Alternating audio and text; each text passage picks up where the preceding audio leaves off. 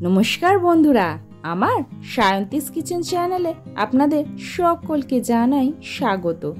সামনেই নববর্ষ, আর বাঙালির নববর্ষ মানে মিষ্টি মুখ তো অবশ্যই চাই। তো আজকে বানিয়ে দেখাবো রসমালাই। একদম ঘরে পারফেক্ট দোকানের মতো রসমালাই কিভাবে বানিয়ে নেবেন সেটাই আজকে দেখাবো। এইভাবে এই রসমালাই বানালে একদম স্পঞ্জি হবে, সফট হবে, একটাও ফেটে যাবে না। তার জন্য প্রথমে এখানে 1 লিটার লিকুইড আমি গরুর দুধ নিয়ে নিয়েছি। দুধটাকে ভালো করে আগে ফুটিয়ে নেব। দুধটা যখন এরকম একদম ভালোভাবে ফুটে আসবে তখন এখানে এই লেবুর রস দিয়ে অল্প অল্প করে দেব, আর গ্যাসের ফ্লেমটা লো করে দিয়ে লেবুর রসটা দিয়ে এইভাবে নাড়াতে থাকবো। এখানে একটা পাতি লেবুর রস দিয়েছি। এইবার ছানাটা যখন এরকম পুরোপুরি আলাদা হয়ে যাবে এবং জলটা সবুজ হয়ে যাবে তখনই গ্যাসের ফ্লেমটা অফ করে রেখে দিতে হবে। তারপর একটুখানি ঢাকা দিয়ে রেখেছি। দেখুন জলটা একদম সবুজ হয়ে গেছে। এবার একটা সুতির কাপড় নিয়ে তাতে এটাকে ঢেলে দেব।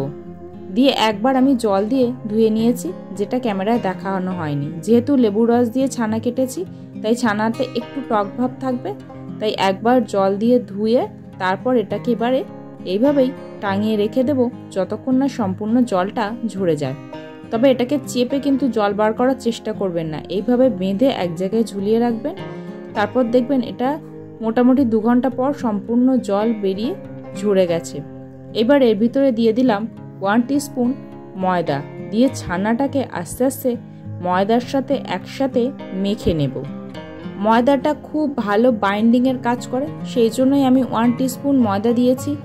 তবে ময়দা না দিলে এইগুলো একটুখানি ফেটে যাওয়ার সম্ভাবনা থাকে, সেজন্যই আমি ময়দাটা ব্যবহার করেছি।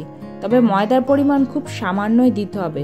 তারপর হাতের তালু দিয়ে এইভাবে আস্তে আস্তে এটাকে ঠেসে নিতে হবে।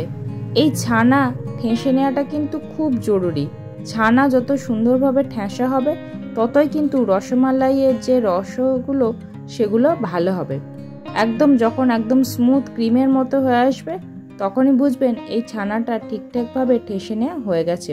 তবে আবার বেশি ঠাসা হলে কিন্তু এর ভিতরে যে একটা তৈলাক্ত ভাব আছে সেটা বেরিয়ে যাবে, তার ফলে কিন্তু এটা খেতে ভালো হবে না। এটা যখন হাতে একদম সম্পূর্ণ 2 হাতে মিশে যাবে ক্রিমের মতো তখন বুঝবেন এটা পারফেক্ট হয়েছে। এইভাবেই ছানাটা ঠেসে নেওয়া হলো মোটামুটি 2 থেকে 3 মিনিট। তারপর দিয়ে দেওয়া হলো সামান্য একটুখানি বেকিং পাউডার। বেকিং পাউডারটা দিলে এটা ফুলতে খুব ভালো সাহায্য করে, আর বেকিং পাউডারটা এইভাবে শেষেই দিতে হয়। দিয়ে একটুখানি ভালো করে ছানার সাথে মিশিয়ে নেওয়া হলো। এইবার ছানার থেকে ছোট ছোট গুটি কেটে নেব। তারপর এই ছোট ছোট গুটিগুলোকে হাতের সাহায্যে একটু গোল করে নিতে হবে। রসমালাইয়ের ঠিক যে সাইজ হয় তার চেয়ে কিন্তু একটুখানি ছোট করে এগুলোকে বানাতে হবে। এগুলো দেখুন এখনই অনেকটাই সফট হয়েছে। এরকম ছোট ছোট করে গোল করে নিয়েছি, কারণ এগুলো রসে দেওয়ার পরে আরও কিন্তু ফুলে উঠবে। তবে এগুলো বানানোর সাথে সাথেই কিন্তু রসের ভিতরে দিয়ে দিতে হবে। আমি অর্ধেকটা বানানোর সাথে সাথেই এদিকে আমি গ্যাসে এই চিনির রসটা বসিয়ে দিয়েছি। এখানে 1 বাটি চিনির জন্য 4 বাটি জল নিলাম। ঠিক যতটুকু চিনি তার 4 গুণ জল দিতে হবে। তারপর এটা ভালো করে ফুটিয়ে নিতে হবে। যখন এই চিনির রসটা এরকম জোরে জোরে ফুটবে তখনই এর ভিতরে এই রসমালাইয়ের রসগোল্লাগুলোকে দিয়ে দিতে হবে। রসগোল্লাগুলোকে বানিয়ে যদি রেখে দেওয়া হয় তাহলে কিন্তু অনেক সময় এটা ফেটে যাওয়ার সম্ভাবনা থাকে, আর রসগোল্লাগুলো বানানোর সময় যদি গায়ে কোনো ফাটল থাকে তাহলেও কিন্তু এটা চিনির রসে দেওয়ার সাথে সাথেই ফেটে যেতে পারে, বা ফোলার সময় এটা ফেটে যেতে পারে, বা ছানা যদি ঠিকঠাক মাখা না হয় তাহলেও কিন্তু এই রসগোল্লাগুলো চিনির রসে দেওয়ার সাথে সাথে ফেটে যেতে পারে। তাই আপনারা এইগুলো একটুখানি মাথায় রেখে এটা বানাবেন, তাহলে কিন্তু একটা রসগোল্লাও ফাটবে না। এবার এগুলোকে চিনির রসে দিয়ে দিয়েছি।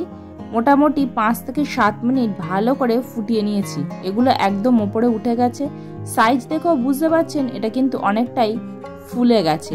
এবার একটা জলের ভিতরে দিলাম। দেখুন এটা জলের তলায় ডুবে যাচ্ছে, তার মানে কিন্তু এটা পারফেক্ট হয়েছে। যখনই দেখবেন এটা জলের তলায় ডুবে যাচ্ছে তখনই বুঝবেন এটা রেডি হয়ে গেছে।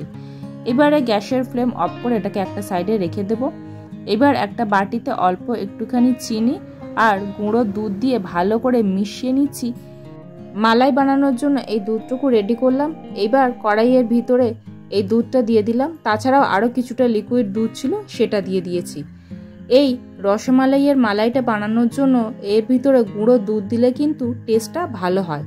এবার দুধটাকে ভালো করে ফুটিয়ে নিতে হবে যতক্ষণ না পর্যন্ত এটা ঘন হয়ে আসে। তারপর এর ভিতরে একটা মুখ ফাটানো এলাচ দানা দিয়ে দিলাম।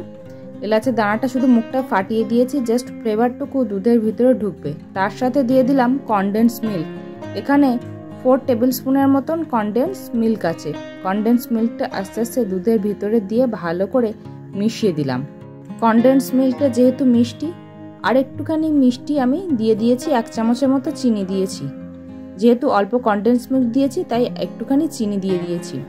এবার এটা ভালো করে ফুটে ঘন হয়ে গেছে। রসগোল্লাগুলোকে তুলে একটুখানি চামচের পিছন দিয়ে চেপে হালকা করে একটুখানি রসটা বার করে নিতে হবে। তারপরেই এগুলোকে আস্তে আস্তে ফুটন্ত দুধের ভিতরে দিয়ে দেব। খুব বেশি জোরে চাপলে কিন্তু এটা ফেটে যাবে, কিন্তু যেহেতু রসগোল্লাগুলো স্পঞ্জি হয়েছে তাই হালকা করে চাপলে রসটা বেরিয়ে যাওয়ার পর এগুলোকে দুধের ভিতরে দিয়ে দিলাম। আমার কিন্তু রসমালাইয়ের একটা রসমালাইও ফাটেনি, একদম পারফেক্ট আছে। এবার দুধের ভিতরে দিয়ে এটাকে জোর আছে একটুখানি ফুটিয়ে নেব। তারপরে গ্যাসের ফ্লেম অফ করে একটুখানি ঠান্ডা করে নিয়েছি। দেখুন এটা একদম বসে দোকানের মতো পারফেক্ট হয়ে গেছে। এইবার এটাকে আমি প্লেটে তুলে সার্ভ করে দিচ্ছি। আমার এই ভিডিওটা ভালো লাগলে অবশ্যই লাইক, কমেন্ট, শেয়ার এবং সাবস্ক্রাইব করতে ভুলবেন না। আর এর ভিতরে মালাইটা কতটা সুন্দর ঢুকেছে এবং এটা কতটা স্পঞ্জি হয়েছে দেখুন।